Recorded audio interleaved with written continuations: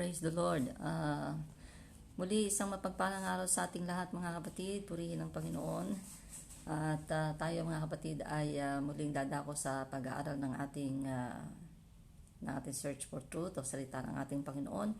At kahapon mga kapatid ay tinalakay natin ang tungkol sa pagkasilang ng ating Panginoong Hesus at gayon din ni John the Baptist, ang forerunner ng ating Panginoon.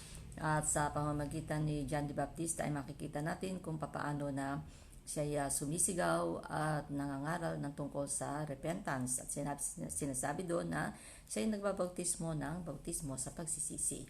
Okay, at pinakilala ko sa inyo mga kapatid kung ano ang isang katangian o sabihin natin hindi masasabing katangian kundi kapintasan ng isang natural man. At tunay na walang makapagbibigay sa atin ng pagkakataon upang tayo ay makapasok sa pinapangarap nating langit hanggang tayo nananatili doon. So, sa pag-aaral natin ito, ngayon ay tatalakayin naman natin ang pangaral ni John the Baptist na nagsasabing, "Repent, for the kingdom of God is at hand."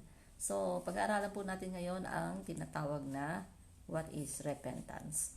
So tayo mga kapatid ay dumako sa Panginoon at tayo muling humingi ng patnubay sa Kanya. Ang Kanyang karunungan, ang Kanyang guidance mga kapatid ay ating hilingin sa ating Panginoon sa pagkatunay na siya lamang ang pagmumula nito. So tayo ay yumuko at tayo ay manalangin. Pinapupurihan ka namin Panginoon, Lord Jesus, hallelujah, dinadakila ka namin Ama. Pinasasalamatan ka namin sa lahat ng iyong kabutihan, pag-ibig mo Panginoon God na kailanman o Diyos ay hindi namin nakita na nagmaliw sa amin. Purihin ka sa bagong araw, sa bagong buhay at lakas, hininga na tinataglay namin. At ito Panginoon, Lord Jesus, ay mga kaloob mo na tunay na hindi namin kayang bilhin saan man, kundi ito Panginoon ay kaloob mo tunay na walang bayad na sumasa amin, Panginoon. Kaya kinikilala namin ang kabutihan mo, kinikilala namin ang gawa mo, Diyos, hallelujah, at ang pagdating mo sa buhay namin, Panginoon, na nagiging kayamanan ng aming kaluluwa, at gayon din, Panginoon, pag-asa ng aming buhay sa bawat kinabukasan, sa bawat mamaya na aming hinaharap, at ikaw, Diyos, hallelujah, ang siya naming mabuting kalagayan. Pagpalain mo muli ang pag-aaral na ito, Panginoon. Patuloy kang lumakip sa amin at patuloy mong ipagkaloob sa amin, Panginoon. Lord Jesus, hallelujah, ang iyong mayamang kabasbasan upang ang sino man, Panginoon, makakarinig nito, maaabot o Diyos ay makaunawa, magising sa tunay na kalagayan, Panginoon. Hanapin ka at idako ang mga puso at sarili, Panginoon, sa paglapit sa iyo upang ang kaligtasan, Panginoon, ay dumating sa bawat tao. Kami, Panginoon, Lord Jesus, ay naririto at naghahatid, Panginoon, ng panalangin na naroon, Lord Jesus, ang pasasalamat at paghahatid ng kapurihan sa iyo lamang pong banal at nag-iisang pangalan lang. Sa pangalan mo po, Jesus. Amen. So, ang layunin po mga kapatid ng pag-aaral na ito ay upang ma-determine natin ang kahulugan ng tinatawag na repentance. Meaning, kailangan makilala natin kung ano ang tunay na kahulugan ng repentance. Ito kasi mga kapatid, ang first step nating tao upang tayo ay makapanumbalik sa Diyos. At ito yung nangangahulugan ng pagbabago ng pag-iisip, ng aksyon na pinaka-climax mga kapatid ng ating buhay, yung aksyon ng pagbabagong buhay sa pamamagitan ng pagtanggap natin sa ating Panginoong Hesukristo at ang atonement ng ating Panginoon sa pamamagitan ng kanyang dugo. Ang atonement, ibig sabihin ito to cover, no? Ang dugo ng Panginoon ay tatakip sa ating mga kasalanan na siyang magiging dahilan ng ating kalayaan sa kasalanan at pagpasok natin sa isang bagong covenant o pakikipagtipan sa ating Panginoon, pakikipag-agreement sa ating Panginoon. So, ang Panginoon, mga kapatid, ay mayroong salita sa pamamagitan ni Ezekiel sa ating mga makasalanan. Ang sabi niya sa Ezekiel 18:23, "Have I any pleasure at all that the wicked should die, saith the Lord God, and not that he should return from his ways and live?" Okay, so ako ba niya, sabi ng Panginoon, ako ba ay mayroong kasiyahan sa lahat ng mga masasama na sila'y nangangamatay? Sabi ng Panginoon. At hindi ba ang sila ay tumalikod sa kanilang mga kasalanan at sila'y mabuhay? So, ito yung hangarin ng ating Panginoon sa lahat. sapagkat alam nating lahat mga kapatid kung gaano minamahal ng Panginoon tayong tao na naging obra maestra niya sa kanyang paglikha ng lahat ng bagay. Tayo yung kanyang apple of his eyes, no?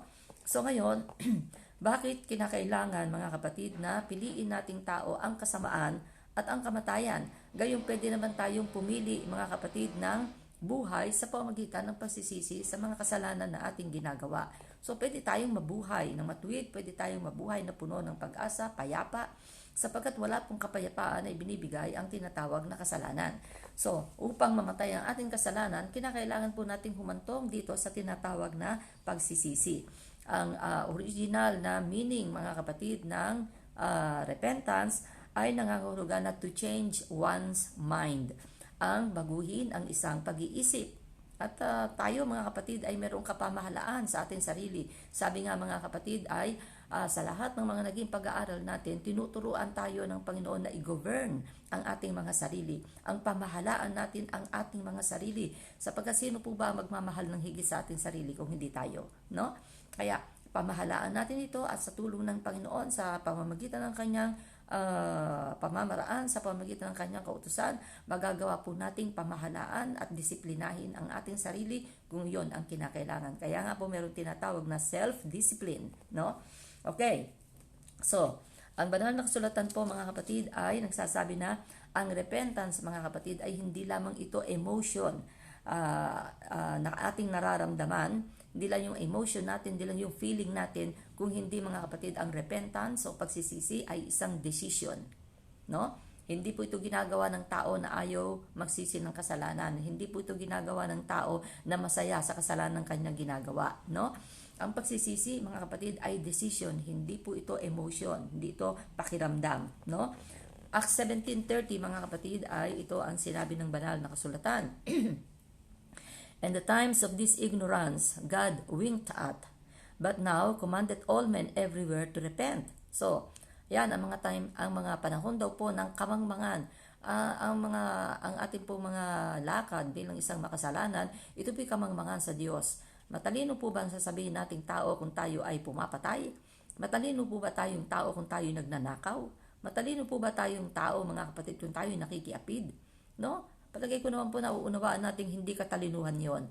At sa Panginoon po, totoo na ito ay kamangmangan. Kaya po ang sabi dito ng banal na kasulatan, ang panahon ng kamangmangan ay tinatapos na ng Diyos. Ginigising na tayo ng Panginoon. Subalit ngayon, ipinag-uutos niya sa lahat ng tao, sa lahat ng dako na mangagsisi. So yan po ang sinasabi ng Acts 17:30. So paggising sa atin mga kapatid, no? Ang mundo ngayon napakasama na. Bakit? Kasi masaya ang tao na gumawa ng kasamaan. Masaya ang tao na gumawa ng kasalanan. Pero sana dumating sa ating tao yung pagkapagod, no? Yung pagod na pagod ka na sa buhay mo sa paggawa ng kasamaan, sa paggawa ng kasalanan, at gusto mo nang magbagong buhay. Ito po yung point na hinihintay sa atin ng Panginoon. Kaya po, sa time na yon, sa point nito, makakapag-desisyon tayong tao na magsisi ng ating kasalanan at maaamin na ngayon natin sa ating sarili, hindi na natin ito i-justify, hindi na tayo mangangatwiran pa, kundi aaminin na natin na tayo ay makasalanan. So ngayon, ang pagsisisi mga kapatid ay change of mind sa loob, at sa labas ito ay change of direction. So ipakikita ko po mga kapatid ang chart sa parting yon, no? Para meron po tayong idea. Ayan. Yan po, no? Isang tao mga kapatid, isang lalaki na nakatayo na siya mga kapatid ay may arrow na nagsasabi doon na siya ay nagte-turn back, no? Tumatalikod siya sa kanyang kasalanan. So sa kanyang kalooban, ito ay pagbabago ng pag-iisip, at saka sa kanyang panlabas, ito'y pagbabago ng direksyon. Iba na yung lakad na kanyang lalakaran. Iba na yung direksyon na kanyang patutunguhan. So, kapag ang ating mga pag-iisip ay nagbago, ang ating buhay, mga kapatid, ay magkakaroon ng rearrangement, no? Para bagay yung bahay na sabihin natin na ating general cleaning, no? Yan po ang katulad noon. Bahay na ating general cleaning, at maaaring magbago ang posisyon ng mga furnitures na meron tayo sa ating mga tahanan. So ito'y pagbabago ng pag-iisip, pagbabago ng ating buong buhay, at ang totoong repentance, mga kapatid, yung totoong pagsisisi ay talagang bumabago sa atin. So, ang sabi ng Acts 26 verse 18 at saka 20. Acts 26:18, tapos lundag tayo sa 20. Ang sabi niya, to open their eyes and to turn them from darkness to light, and from the power of Satan unto God, that they may receive forgiveness of sins and inheritance among them which are sanctified by faith that is in me. 20, that they should repent and turn to God and do works meet for repentance. So, upang mabuksan daw ang ating mga mata at tayo ay tumalikod mula sa kadiliman patungo sa kaliwanagan at mula sa kapangyarihan ni Satan patungo sa ating Panginoon. At upang matanggap daw natin ang kapatawaran ng ating mga kasalanan at manahin mula sa kanila yung mga na-sanctify o napaging banal sa pamamagitan ng pananampalataya na nasa sa Kanya, nasa Diyos, no?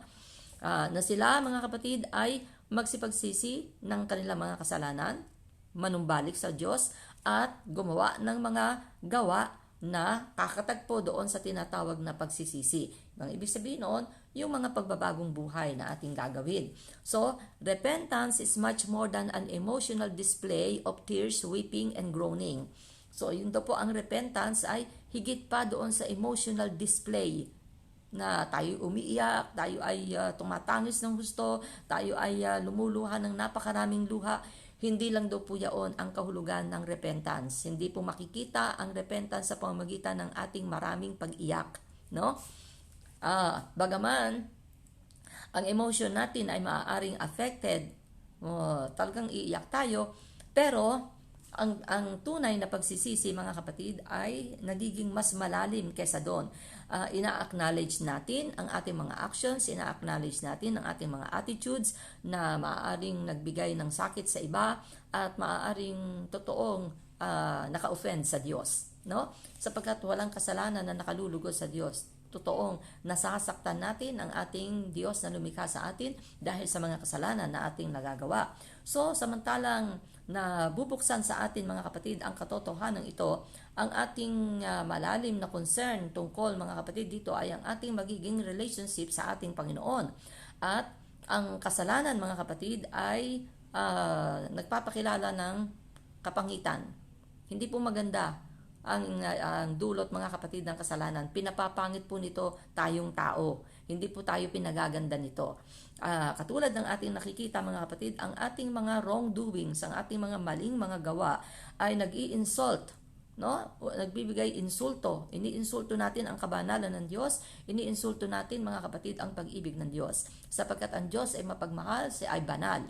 Kaya kung tayo ay gumagawa ng mali, gumagawa tayo ng kasalanan o kasamaan, iniinsulto natin ang kabanalan ng ating Panginoon. At siya ay ating creator. Alalahanin natin yon. Siya ay ating creator. So, ang isang magandang halimbawa po, mga kapatid, ng nagsisisi ng kasalanan sang-ayon sa kasaysayan sa banal na kasulatan ay yung kilalang-kilala ng lahat. Well-known sa maraming mga mananampalataya, at ito ay ang kasaysayan ng prodigal son. Ang prodigal son, mga kapatid, ay siya ay isang anak na kung saan meron siyang kapatid at kinuha na niya ng maaga ang kanyang mana, no? Hiningi niya sa kanyang ama ang mana at siya nabuhay ng mag-isa. Lumayo siya sa kanyang ama, lumayo siya sa kanyang pamilya, at siya ay nag-ibang lugar. At doon ay nabuhay siya na kagaya ng isang one-day millionaire, no? Ginastos niya ang lahat ng kanyang mana, nabuhay siya ng masarap, nagkaroon siya ng maraming kaibigan kasi marami siyang perang ipinakikita.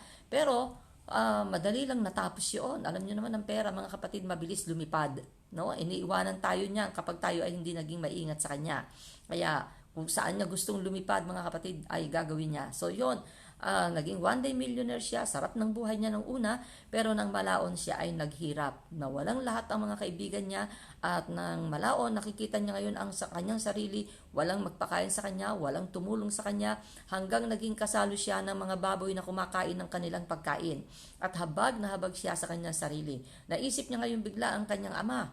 na sabi niya, hindi ako dapat nabubuhay ng ganito. Meron akong magulang, meron akong ama, maganda ang aking buhay nung kasama ko sila. So, yung kanyang realization sa kanyang buhay ay naghatid sa kanya ng isang pagsisisi. Bakit ba ako lumayo sa aking ama? Bakit ko ba kinuha ang aking mana? Ako'y magpapakumbaba sa aking ama, babalik ako sa kanya, at kahit na ako'y hindi na niya ituring na anak, basta ako ay papasukin niya sa kanyang tahanan, ako ay yun ay magiging sapat na sa akin.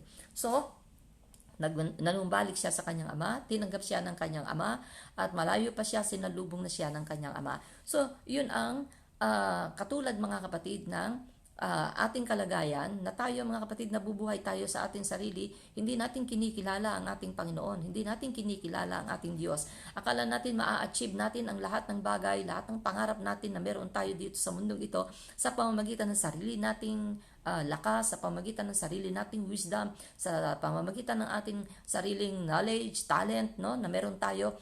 Pero nagkakamali po tayo. Ang lahat ng bagay na meron tayo, ito po ay kaloob ng Diyos. Sabi nga, walang anumang bagay na naaabot tayo malibang iabot sa atin ng Panginoon. So you are blessed kapag ikaw, mga kapatid, ay maraming na-achieve dito sa mundong ito. Pero alalahanin mo, lahat ng yan ay temporal. Lahat ng yan, kapag hindi mo kinilala sa Panginoon, mawawala rin. Sapagkat walang taong nabuhay dito na aalis daladala ang lahat ng na-achieve niya sa lupa. No? Lahat yan ay iiwanan. Ngayon, habang hindi pa yun dumarating sa atin, maganda pong maaga pa na aalaala na natin ang ating kalagayan na kailangan po natin ang Diyos. So tayo manumbalik sa Kanya, hayaan natin ang Panginoon ang kumontrol ng ating buhay sa pamamagitan ng realization na tayo ay nangangailangan sa Diyos. Kailangan natin kilalanin ang ating sarili na tayo ay makasalanan, at kailangan natin ang provision ng ating Panginoon tungkol dito. Hindi po natin mababago ang ating buhay sa pamamagitan ng sarili nating sikap, sa pamamagitan ng sarili nating gawa. Yung po ay magiging walang kabuluhan. Pero kung tayo ay magdedesisyon sa ating sarili at tayo ay lalapit sa ating Panginoon, doon po natin makakamit ang blessing ng ating Panginoon, ang favor ng ating Panginoon, at tayo po ay Kanyang sasamahan at mabubuhay po tayo na kasama siya.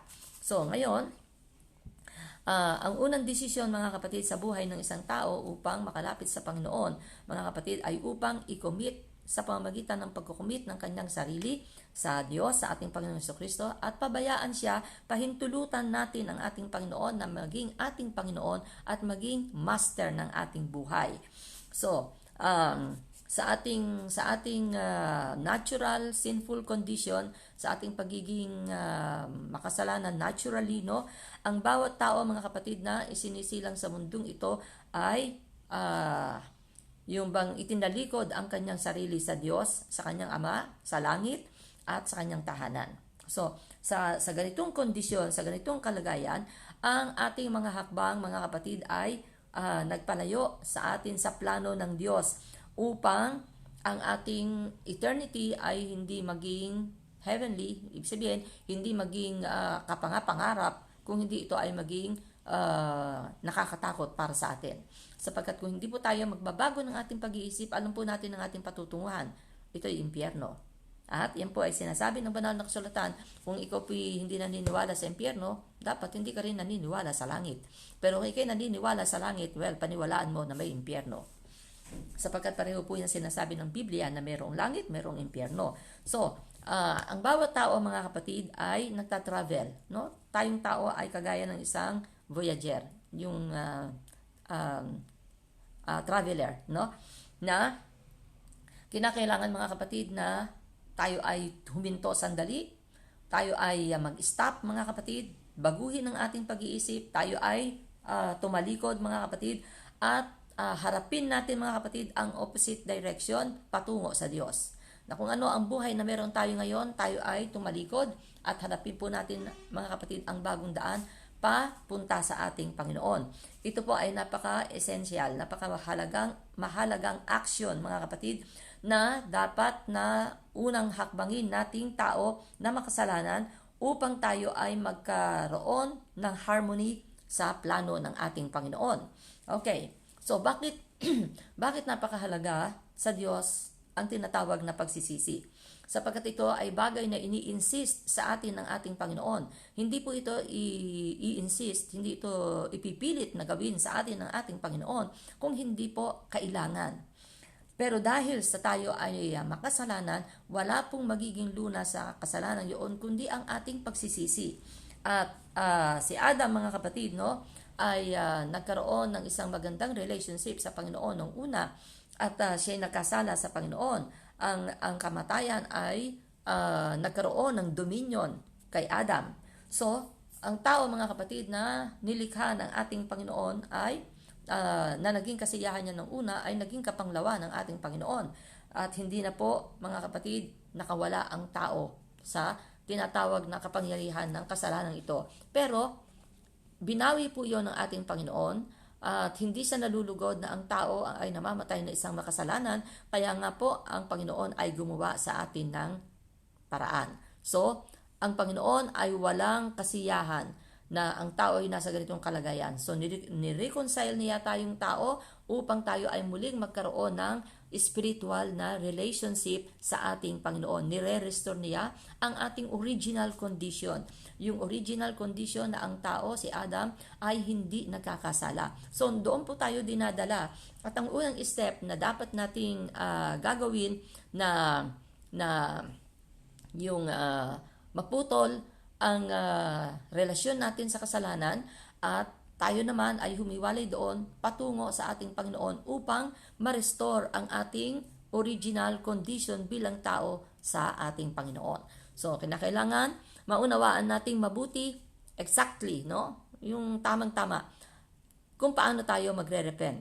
At ang altar, mga kapatid, ay isa sa paraan ng ating Panginoon. Ang altar ay itinayo ng Panginoon sa loob ng church. No? Bakit may altar? Kasi doon po tayo lumalapit. At sa ating mga tahanan, meron po tayong altar. Sa alinmang bahagi ng ating tahanan na tayo ay nagpapakumbaba at lumuluhod, yun po ay tinatawag po nating altar. Kung ikaw ay pumasok sa iyong kwarto, ikaw ay lumuhod doon, yun po ay altar para sa Panginoon. No? At ang altar, mga kapatid, ay nagre-represent ng dako kung saan dinadala ang mga alay na ini-offer natin sa ating Panginoon. So, kagaya po doon sa tabernacle, kung inyong naalala ang pag-aaral natin doon, nandoon po yung brazen altar, na doon dinadala ang alay ng mga tao kapag gusto nilang magsisi ng kanilang mga kasalanan. So, tayo sa pamamagitan ng pagkilala natin sa Panginoon, ang alay na ating dinadala ay walang iba kundi ang ating mga sarili. At sa pamamagitan ng ating pagsisisi, mga kapatid, ang altar na yon ay naniningasan ng apoy, no? At yun ay binubuhos natin, mga kapatid, yung ating mga pagluha, yung ating mga repentance, mga kapatid, ay dinadala natin doon sa altar na yon. At yun ay isang bagay na hinihintay sa atin ng Panginoon na mag-alay tayo ng ating sarili sa Kanya sa pamamagitan ng tinatawag na pagsisisi. Okay. So, ang dugo ng ating Panginoon ay hindi lamang, mga kapatid, kumo-cover sa ating mga kasalanan. Kung hindi ito, mga kapatid, ay pumapatay, lumilipol sa lahat ng power ng kasalanan at kasamaan na nasa ating pagkatao. Pinapatay niya, mga kapatid, ang lahat ng mga kasamaan na meron tayo dito. At ito ay maglilinis sa atin thoroughly, no? Yung ganap na paglilinis. At tayo, mga kapatid, ay hindi na mag-aanyu pa na kagaya ng isang napakarumi, dahil pinatay na natin ang ating mga kasalanan sa pamamagitan ng pagsisisi. So, doon sa altar kung saan, mga kapatid, pinapatay natin ang ating mga kasalanan, doon natin, mga kapatid, makikita ang dahilan kung bakit ang Panginoon ay napako sa krus. Ito'y dahil sa ating mga kasalanan. So, dinala niya yaon. So, ang kamatayan ay naghihintay sa lahat, no? Ito'y lumapit tayo sa ating Panginoong Jesucristo. At sa pamamagitan nito, mga kapatid, ang ating hindi physical death, kundi yung ating spiritual death na naganap noong magkasala si Adam and Eve. At habang tayo nagkakasala ay nagiging spiritual death tayo, mga kapatid, no?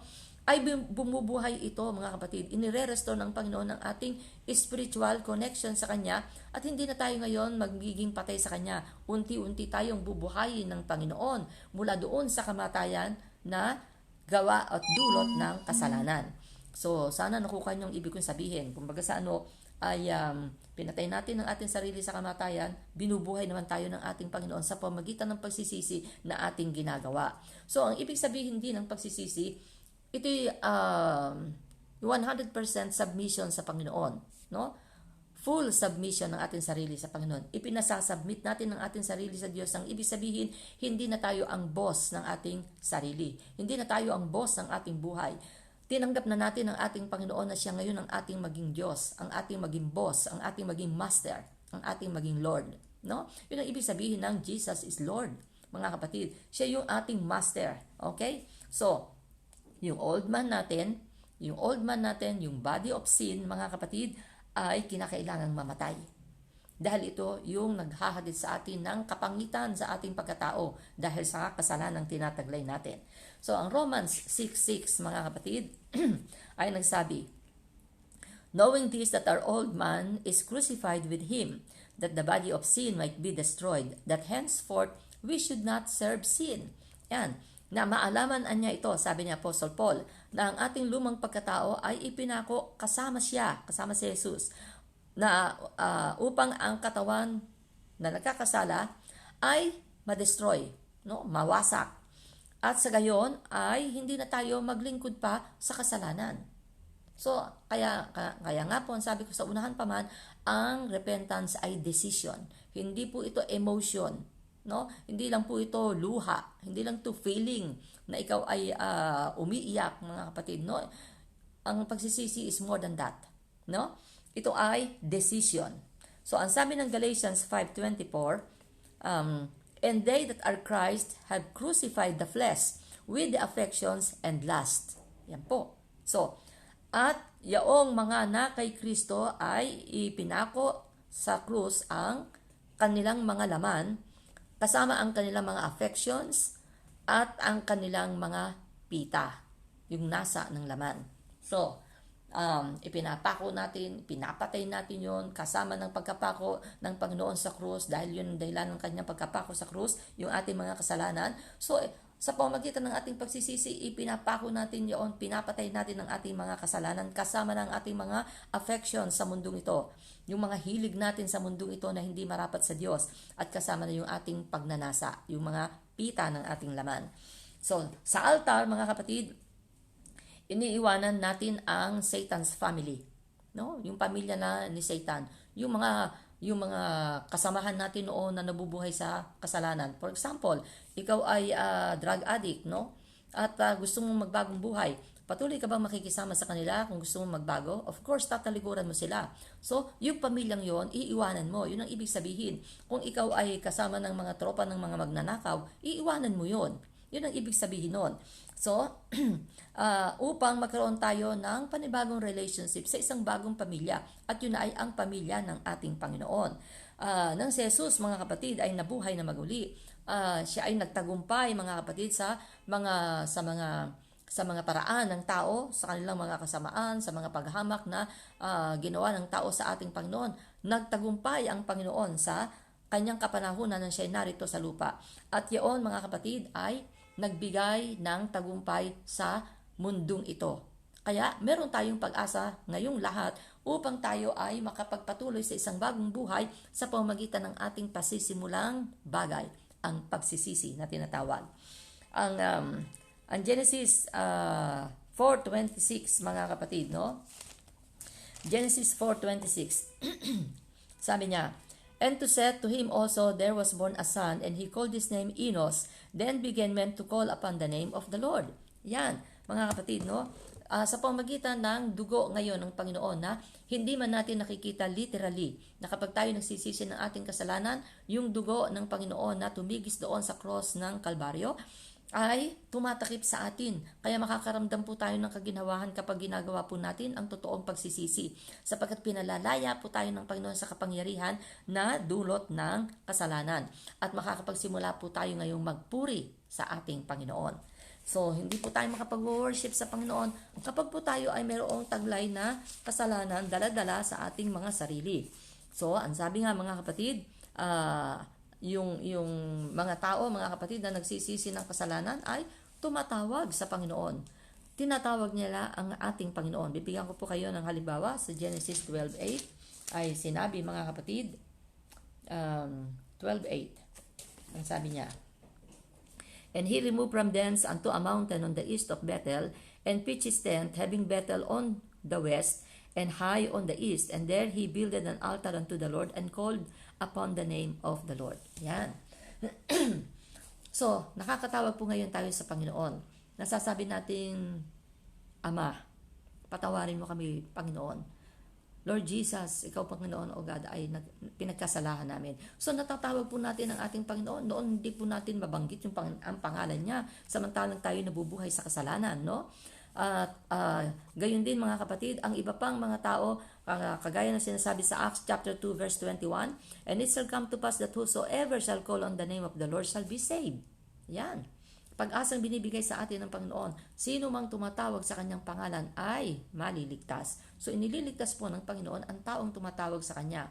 Dahil kapag tinawag po natin ang pangalan ng ating Panginoon, ibig pong sabihin noon tayo ay nagpapakumbaba sa kanya. Okay, so merong bagay na nagpapasimula sa ating tao kapag tayo tumatawag sa Panginoon. At yun po mga kapatid ay sa pamamagitan ng pananampalataya. Sapagkat ang Diyos po hindi natin nakikita, pero kapag tinatawag po natin siya, ipinahahayag natin ang kanyang pananampalataya sa kanya. So, kapag tayo ay tumawag sa ating Panginoon, tinawagan natin ng pangalan ng ating Panginoon, ay pwede na po tayong mag-confess ng ating mga dalahin. Pwede na po tayong mag-confess ng ating mga wrongdoings na ginagawa sa Panginoon. Pwede na po natin sabihin sa Kanya kung anong kasalanan ang ating ginagawa sa Kanya. No? Hindi po natin kailangan sabihin ito sa tao. Hindi po natin kailangan i-broadcast sa tao kung anong kasalanan ng ating ginagawa. I-confess po natin ito sa ating Panginoon. At ang Panginoon po mga kapatid, mapagpatawad na Diyos. No? Kaya, ang confession mga kapatid ay never easy. Hindi po ito madali. Kasi hindi po madaling umamin ng kasalanan. Sa pagiging makasalanan po tayo ay walang ginagawa kundi magtakip sa ating mga kasalanan. Pero kapag po tayo ay totoong nagsisisi ng ating kasalanan, na i-confess po natin ito sa ating Panginoon. Kaya, kapag ito po ay ating nagawa, ito po ang sinasabi ng Biblia. Sa 1 John 1:9, "If we confess our sins, He is faithful and just to forgive us our sins and to cleanse us from all unrighteousness." So, kung ipinahahayag daw natin ang ating mga kasalanan, siya'y tapat at matuwid na nagpapatawad sa atin ng ating mga kasalanan at lilinisin tayo para sa lahat ng katwiran. So gagawin po tayo ng Panginoon na brand new. Gagawin po tayo ng Panginoon na isang malinis na sisidlan at tayo ay pinatatawad ng ating Panginoon. So, Jesus associated His blood with the new covenant. So yung pong dugo ng ating Panginoon ay inilakip ng Panginoon sa kanyang bagong pakikipagtipan sa atin. At yun po mga kapatid, ang biyaya ng Diyos na dumating sa ating mga nabubuhay sa bagong tipan. Ang sabi nga po mga kapatid ng Matthew 26:28, "For this is my blood of the New Testament or New Covenant, which is shed for many for the remission of sins." So ang dugo ng Panginoon mga kapatid ay nagpapatawad sa ating mga kasalanan. Kinalilimutan ito ng ating Panginoon sapagkat tinatakipan dito ng kanyang banal na dugo. Romans 11:27, "For this is my covenant unto them, when I shall take away their sins." So inaalis po ng Panginoon ang ating mga kasalanan. Praise God. Hallelujah. Kaya si Abraham nung siya'y sumampalataya sa ating Panginoong Diyos ay tumanggap ng pangako. At ang covenant mga kapatid ay pumasok sa kanya, dumating sa kanya ang blood covenant sa pamamagitan ng tinatawag na circumcision. At ang lahat ng iyon mga kapatid ay yung covenant na iyon ng Panginoon kay Abraham ay nagpapatuloy hanggang ngayon. Ang pananampalataya ay ipinakita ni Abraham at sinunod ni Abraham ang covenant na binigay sa kanya ng Panginoon, ang circumcision, at ito yung naging blood covenant ni Abraham sa Panginoon. At sa pamamagitan ng pananampalataya ay ito yung nagiging isang napaka-mahalagang bahagi upang mapasok natin ang New Covenant, ang bagong pakikipagtipan natin sa ating Panginoon. So, pananampalataya ay darating sa atin ang pagkilala sa ating mga sarili na tayo makasalanan. Therefore, tayo ay sisisi ng ating mga kasalanan. Ang sabi nga ng Galatians 3 verse 9, So then they which be of faith are blessed with faithful Abraham. And if ye be Christ, sa 29, and if ye be Christ, then are ye Abraham's seed, and heirs according to the promise. So, tayo ra mga kapatid, no, nasa pamamagitan ng pananampalataya ay pinagpala kasama ang tapat na si Abraham. At tayo nagiging kay Kristo, no? Kapag tayo ay tumanggap sa ating Panginoon, tayo nagiging Kanya. At dahil tayo na kay Kristo, ay nagiging binhi tayo ni Abraham at magiging tagapagmana ng mga pangako na ipinangako ng Panginoon kay Abraham. So, kita nyo mga kapatid? So, ang sabi nga ng Panginoon mga kapatid, no, upang tayo ay makapasok sa pakikipagtipan sa Kanya, kinakailangan tayo ay sumampalataya na ang Kanyang dugo ay maglilinis sa atin mula sa mga kasalanan at ang pangako na tayo maglilingkod at susunod sa Kanya. So kasabay ng ating pagsisisi, sabay ng confession ng ating mga kasalanan, ang pagpapasubmit natin sa Panginoon, ibig sabihin nun, handa na tayong sumunod sa Kanya. Handa na nating ipasubmit ang ating sarili sa Kanya. Alam nga naman mga kapatid na gugustuhin lang natin patawarin tayo ng Panginoon pagkatapos magpapatuloy na naman tayo sa dati nating buhay. No, hindi ganon. Kapag tayo nagsisi ng ating mga kasalanan, ang ibig sabihin nun ay magpapasubmit na ngayon tayo sa ating Panginoon at susunod. Susunod na ngayon tayo sa ating Panginoon. Ang sabi nga ng John 14:23, if a man love me, he will keep my words.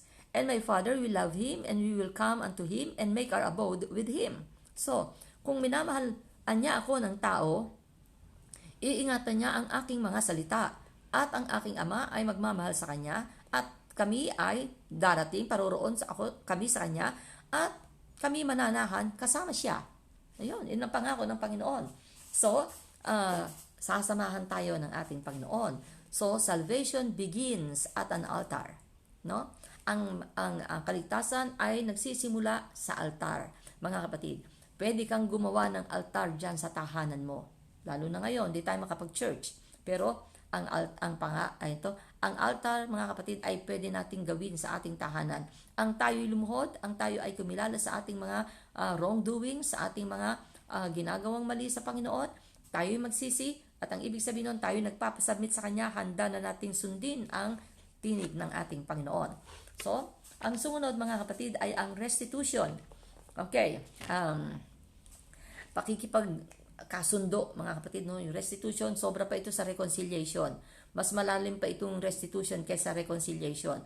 Sapagkat ang restitution, inaayos mo mga kapatid, pati ugat ng inyong hindi pagkakasundo ay inuusisa mo hanggang kayo ay magkaroon ng tinatawag na restitution. Hindi kagaya ng reconciliation o bati na tayo, then yun na lang. Pero yung restitution mga kapatid is more than that. It is deeper than reconciliation. Ang sabi ng Luke 19:8, and Zacchaeus stood and said unto the Lord, behold, Lord, the half of my goods I give to the poor, and if I have taken anything from any man by false accusation, I restore him fourfold. So, si Zacchaeus, mga kapatid, ay isang karakter sa banal na kasulatan na very interested siya na makita ang Panginoon kasi siya'y pandak na tao at maaaring may pagka-dwarf siya ng konti, no? At ang sabi, umakyat pa siya sa isang puno ng sycamore upang makita lang ang Panginoon dahil ang kapal ng tao na laging sumusunod sa Panginoon. At sinabi ng Panginoon, bumaba ka dyan, Zacchaeus, ako'y paroroon sa tahanan mo. At nalugod si Zacchaeus sa sinabi ng Panginoon. Tinanggap niya ng malugod ang Panginoon. Masayang-masaya siya. At ang sabi niya ay ganito, hihingi siya ng tawad sa Panginoon at gusto niyang i-restore kung ano ang mga kinuha niya sa tao na dala ng kanyang pagiging makasalanan at ibabalik niya yon at kung kahit na fourfold pa ay ibabalik niya sa tao. So, nandoon ang kasiyahan niya. Ganito ang taong totoong nagsisisi. No? Nagkakaroon siya mga kapatid ng pakikipagkasundo sa Diyos at maging sa taong pinagkasalahan niya. So, yun mga kapatid ang meaning ng restitution. So, ang sabi pa ng Acts 24:16, and herein do I exercise myself, sabi ni Paul, to have always a conscience void of offense toward God and toward men. So, hindi lang po tayo sa Diyos nagkakasala. nagkakasala rin po tayo sa tao. At kung tayo nagkakasala sa tao, nagkakasala rin po tayo sa Diyos. Kaya kung tayo ay nakikipag-reconcile sa Diyos, sumingi tayo ng tawad sa Kanya, ayusin din po natin ang problema natin kung meron tayo sa tao. Kaya nga, sabi ni Paul ay gayon. Ine-exercise niya, no? Pinapractice niya sa buhay niya ang siya ay maging walang dalahin sa kanyang konsensya, void of offense, no? Sa tao at saka sa Diyos. So, yun po yung bagay na napakahalaga. Ngayon, ang sumunod mga kapatid ay forsake sins, witchcraft, and pagan religions. Pakikita ko muna sa inyo ang chart mga kapatid, no? So, yan po mga kapatid yung altar. Yan. So, siya mga kapatid ay nakaluhod. Sa kanyang niluluhuran, doon niya hinihingi ng tawad sa Panginoon ang kanyang mga kasalanan. At yan po mga kapatid, ang altar ay nagre-represents ng death, surrender ng self-rule, blood na tumatawag sa pangalan ng ating Panginoon, at ang mga kasalanan na tinatakipan ng ating Panginoon at tayo kanyang nililinisan. Then, dumarating po mga kapatid sa atin ang covenant, ang pakikipagtipan sa Panginoon, pakikipag-agree sa Kanya, na ang promise na siya'y mamahalin at ating paglilingkuran at susundin. Alam nga naman po, paano naman po natin sasabihin tayo naglilingkod sa Diyos kung hindi naman po natin siya sinusunod, no? Okay. Kagaya lang po mga kapatid yun ng nagtatrabaho kasi isang company at ang utos ng manager yun ang sinusunod. At sasabihin natin tayo naglilingkod sa company na yon. So yun po yun. Kung sasabihin natin tayo naglilingkod sa Panginoon at hindi natin dinirinig at sinusunod ang kanyang utos, paano po natin sasabihin tayo naglilingkod sa Panginoon? Yung isang kasinungalingan. Okay. So, ang sabi mga kapatid, forsake sins. Pabayaan natin yung mga kasalanan, hindi na natin muling gagawin. Ang ibig sabihin, witchcraft, no? Pinatutunayan natin sa Diyos mga kapatid ang ating intensyon sa pamamagitan ng pag-forsake, pagpapabaya sa mga kasalanan, sa lahat ng kasalanan na ating ginagawa. Ang tunay na pagsisisi mga kapatid is turning away from everything that we know displeases God. Tinatalikuran daw natin ang lahat ng bagay na alam nating hindi nakalulugod sa Diyos. Yan po mga kapatid, ang tunay na kahulugan daw ng tinatawag na repentance. So, ang ating mga former bad habits ay nawasak na, no? Yung ating mga maling habits, mga kapatid, bad habits, ay hindi na natin gagawin pa. In fact, mga kapatid, ang tunay mga kapatid na hatred at saka yung hindi na tayo nasisiyahan mga kapatid sa mga bagay na dati ay minamahal nating gawin. Kagaya halimbawa nga ng drugs, no? Sabihin natin, kinagigiliwan yon, hinahanap, naging addicted, pero gusto nating hiwalayan. Gusto nating makalaya dun. So, kumbaga sa ano ay ayaw mo na doon na yung hatred mo doon sa gawang iyon. Yun po tinatawag ng totoong pagsisisi. Kung tayo nakakaranas mga kapatid ng difficulty sa pag-iwan sa mga habit natin na yung sinful habit natin mga kapatid, ay hindi po natin mararamdaman yung hatred doon sa tinatawag na kasalanan. So kinakailangan po na magkaroon tayo ng hatred sa kasalanan yun. Hindi po natin takipan, hindi natin kagiliwan. Ang sabi nga po mga kapatid ng Proverbs 28:13, He that covereth his sins shall not prosper, but whoso confesseth and forsaketh them shall have mercy. So, kapag tinatakipan natin ang ating mga kasalanan, hindi po tayo giginhawa. Kailangan po lahat, huwag po tayo magtitira upang walang maging batik yung ating sarili na lumalakad tayo ngayon sa Panginoon, meron po pong naiiwang kasalanan. Meron pang itinatagong kasalanan. Hindi po gano'n. Kailangan iwanan natin lahat yon at i-confess natin lahat ito sa ating Panginoon. Sapagkat ang paglaganap mga kapatid ng iba't ibang pananampalataya sa mundong ito ay talagang makikita natin. Kagaya mga kapatid ng tinatawag na mga spiritism, no? Kagaya ng mga tumatawag doon sa mga patay. Kagaya doon sa sabihin natin tumitingin sa kapalaran, sa kanilang mga palad, sa kanilang mga bolang kristal, no? At itong mga bagay na ito mga kapatid ay bahagi ito ng mga spiritism, witchcraft mga kapatid na hindi na po natin dapat pang gawin. Pagtingin sa ating mga kapalaran, ano ba yung tawag doon? Mga zodiac signs, no? At saka yung naniniwala mga kapatid sa agos ng tubig. Merong naniniwala doon sa kapag uminom ka ng kape, yung cream na naiwan ay merong kahulugan. Mga superstitious beliefs, mga kapatid, hindi na po yan. Yan ay atin ang iniiwanan. So, ang sabi mga kapatid ng ni Apostle Paul mga kapatid doon sa Acts chapter 19. Acts chapter 19, 13 mga kapatid, no? Medyo mahaba yung kanyang sinasabi dito pero basa lang po tayo ng konti. Acts chapter 19 verses 13. 19:13. Sabi niya, then certain of the vagabond Jews, exorcists, took upon them to call over them which had evil spirits the name of the Lord Jesus, saying, we adjure you by Jesus whom Paul preacheth. And there were 7 sons of one Sceva, a Jew, and chief of the priests, which did so. And the evil spirit answered and said, Jesus I know, and Paul I know, but who are ye? Kita nyo mga kapatid, no? Exorcist pa. So, itong mga bagay na ito mga kapatid ay hindi po sa Panginoon. Ito ay dulot mga kapatid ng kaaway ni Satan. So, ito po mga kapatid ay hindi natin kinakailangang ipagpatuloy pa. Kagaya po ng mga bati-bati, gaway-gaway, wala po tayo niyan. Kapag tayo nasa Panginoon, yan po'y nawawalang lahat sa atin. Yung pong batiin natin ay sumakit ang tiyan, wala na po yan sa atin kapag tayo tumanggap sa ating Panginoon, hindi rin po tayo magagawa ng gayon. So, kita nyo mga kapatid, ang nagiging kalayaan natin. So, pagkatapos niyan mga kapatid, no, ay ang preparation naman natin patungo sa tinatawag na baptism. Sapagkat yun po ang pangaral na ni Apostle Paul. Ni John the Baptist, nung siya ay nagpakilala tungkol sa ating Panginoon. Sapagkat ito ang kanyang isinisigaw, repent, for the kingdom of God is at hand. At siya po ay nagbabautismo. So pagkatapos po na makilala ng tao ang kanyang kasalanan at ito'y kanyang pagsisihan, pine-prepare na po natin ang ating mga sarili upang ang kapatawaran ng kasalanan na ating pinagsisihan ay ganap na mapawi sa atin. Sapagkat ang baptism ay kapatawaran ng ating mga kasalanan. Yan po ang sinasabi mga kapatid ng Mark 16:16. Ang sabi po doon, he that believeth and is baptized shall be saved, but he that believeth not shall be damned. Ang sumampalataya at mabautismuhan maliligtas, subalit ang hindi sumampalataya parurusahan.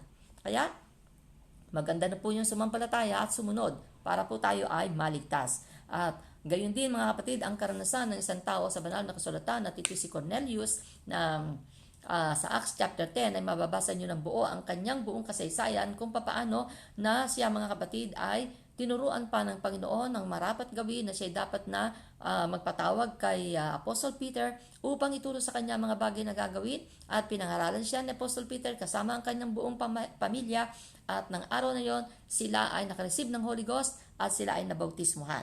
Kaya ang sabi mga kapatid sa Colossians 1:13, who had delivered us from the power of darkness and had translated us into the kingdom of His dear Son. Yan. So, sa pamamagitan po mga kapatid ng ating pagtanggap sa Panginoon upang siya maging master ng ating buhay, upang siya ang maging Lord ng ating buhay, upang siya ang maging boss ng ating buhay, mga kapatid, dinedeliver niya tayo mula sa kapangyarihan ng kadiliman at tinatranslate na tayo mga kapatid sa kanyang kingdom. Yan. Kaya, kapag tayo ay nasa Panginoon, makikita ngayon natin ang kanyang paghahari sa buhay natin. Yun na po yung kingdom of God. At ang altar na nagre-represent mga kapatid ng kamatayan, nagre-represent ng surrender, nagre-represent ng commitment, nagre-represent ng vows, mga pangako, ng mga promises mga kapatid, at saka ng pakikipagtipan sa Panginoon. So, ang lahat ng makasalanan ay nangangailangan ng altar. Tayo po'y nangangailangan ng altar.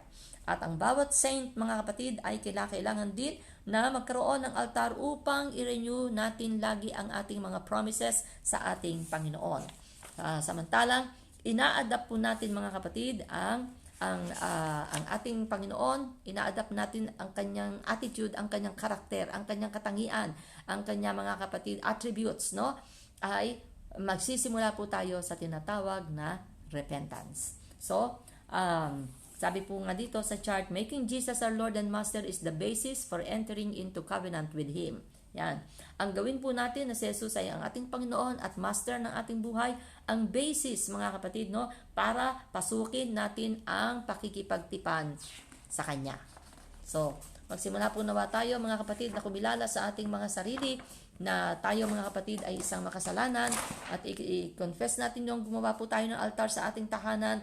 Sabihin natin sa Panginoon ang ating mga kasalanan sa Kanya. Hindi mo na po kailangan pang tumawag ng kung sino pa. At ikaw ay diringgin ng ating Panginoon sapagkat siya ay isang omnipresent God na sa lahat po siya nandako. At ang iyong pagkukonfess sa Kanya ay Kanyang pakikinggan. Ang iyong pagsisisi, mga kapatid, Kanyang kagigiliwan at Kanyang hinihintay. At ikaw ay tatanggap ng biyaya sa ating Panginoon. Ang ibig sabihin naman noon, ikaw ngayon ay ready na ipasubmit ang iyong buhay. Ang ikaw ay makipagtipan sa Kanya at magsimulang sumunod sa tinig niya. So, yan po mga kapatid ang pag-aaral natin ngayon. At bukas po mga kapatid ay ipakikilala ko naman po sa inyo ang ating Panginoong Jesucristo na siyang pag-asa ng buong mundo.